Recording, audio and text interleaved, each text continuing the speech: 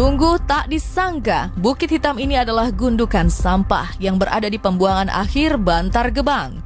Bak telah menjadi dataran tinggi. Dari atas pucuk gumpalan raksasa ini, siapa saja bisa menyoroti 360 derajat pemandangan kota Bekasi. Apakah sudah terbayang di benak pemirsa seberapa banyak tumpukan sampah tersebut? Jika tidak, mari menilik lebih jelas di mana bukit sampah ini. Ternyata tingginya setara dengan gedung 16 lantai. Lebih tepatnya telah mencapai 40 meter. Hingga memiliki risiko longsor yang cukup tinggi. Bagaimana tidak, warga DKI Jakarta menyumbang 7.800 ton sampah per harinya. Bukan main, pertumbuhan sampah di pembuangan ini terus berkembang pesat. Bukan hanya mencemari lingkungan, tapi juga mendesak pemukiman warga yang juga mengalami dampaknya. Berbondong-bondong isu ini menjadi perhatian banyak mata di berbagai lini masa. Yang ikut meringis melihat volume sampah sudah hampir mencapai batas maksimalnya.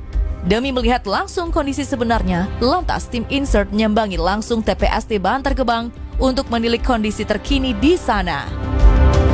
Ya pemirsa Insert, saat ini saya dan juga tim Insert sudah berada di daerah Bantar Gebang di kawasan Bekasi, yang dimana kami dan juga tim Insert mendapatkan kabar bahwa kondisi sampah di Bantar Gebang ini sudah setinggi lantai 16 apartemen.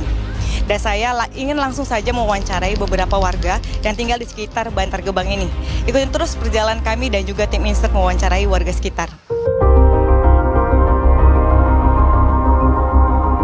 Mari masih timbunan sampah. Sebelum ada emang udah sini. Orang sini asli saya mah. Bau, emang bau banget. Sedap pokoknya lah. Wanginya luar biasa. Apalagi habis hujan. Maksudnya jangan terlalu numpuk juga kan ya. Kan ini juga udah sampai ke sini juga kan. Sampai udah mau kena ini juga ya kan rumah warga juga kan.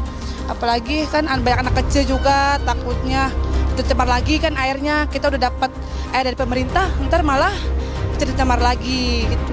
Coba kayak naik sih. Dulu mah pendek, nggak bau banget. Sekarang malah tinggi, malah tinggi-tinggi. Di sekeliling timbunan sampah raksasa tersebut terlihat sudah mulai memakan ruang gerak pemukiman warga. Bukan main dampaknya, tentu ini menimbulkan tanda tanya akan pengelolaan sampah seperti apa hingga masih menyisakan tumpukan sebanyak itu. Begitu pula dengan datangnya sampah yang setiap tahunnya selalu meningkat. Kondisi ini tentu saja semakin menyesakkan warga sekitar pembuangan Bantar Gebang. Terhimpit bau busuk yang begitu menyengat, harus rela ditahan dengan aktivitas luar ruangan. Bukan hanya orang dewasa, kondisi ini juga menerjang anak-anak di mana semestinya mendapat lingkungan tumbuh yang sehat.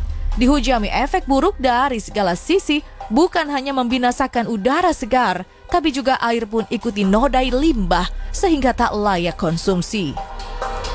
Terganggu bau soalnya, nyesek kalau ngebakarin sampahnya kan suka dibakar di sini. Zat besi soalnya, bang pakai nyuci sama mandi doang gitu. Kurang sehat, jadi agak gatel gitu ya. Soalnya kedua kena serapan air itu, air sampah. Ini pengennya mah saya mah harus ditanggung jawab semua sih. Air udah nggak enak diminum. Ya harus dikirim air bersih lah buat minum. Sumur sendiri buat mandi doang sama nyuci. Iya, jadinya ada penyakitnya nyesek gitu. Ada kalau kebauan. Kurang tahu namanya pindah mah lokasinya kan sekarang susah juga. Tanahnya sedikit, nggak ada buat pindah-pindah, ntar habis di jalanan. Iya, pernapasan. Kayak airnya juga tercemar. Karena kan jadi zat besi kan suka ada yang bau juga, jadi ada yang keruh ada. Kan untungnya ini ada Jetpam juga ya dari pemerintah kan ada juga tuh.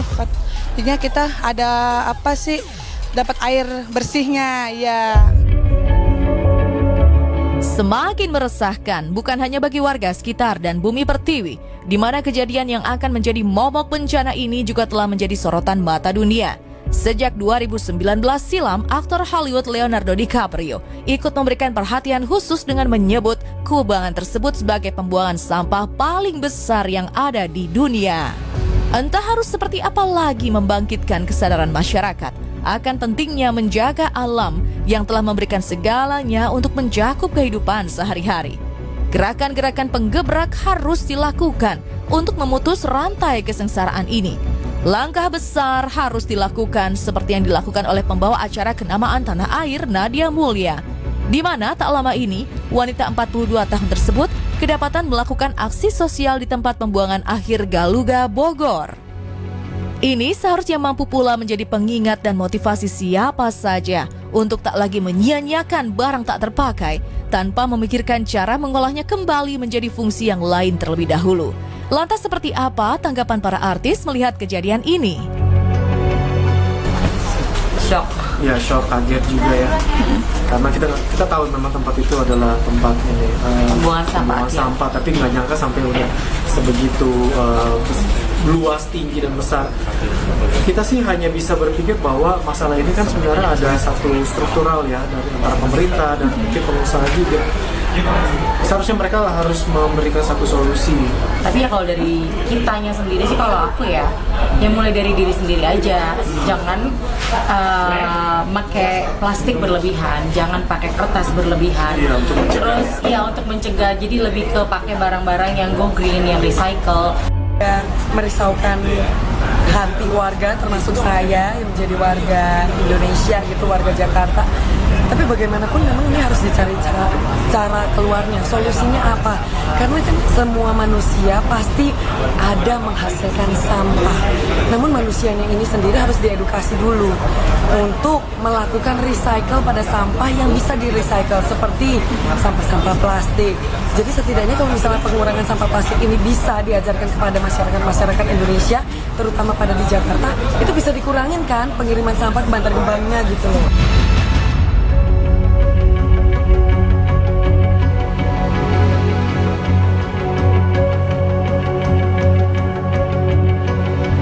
Akhirnya ini akan menjadi masalah klasik di Bantar Gebang untuk pembuangan sampah, tapi tentu saja diperlukan kebijaksanaan bukan hanya dari pemerintah, tapi juga kita sebagai warga negara. Tentunya sebelum membuang sampah kita juga harus bisa memilah-milih sampah terlebih dahulu sehingga mengklasifikasikan mana sampah yang bisa didaur ulang atau yang tidak bisa didaur ulang. Betul sekali, semoga kita tetap bertanggung jawab atas sampah-sampah kita ya.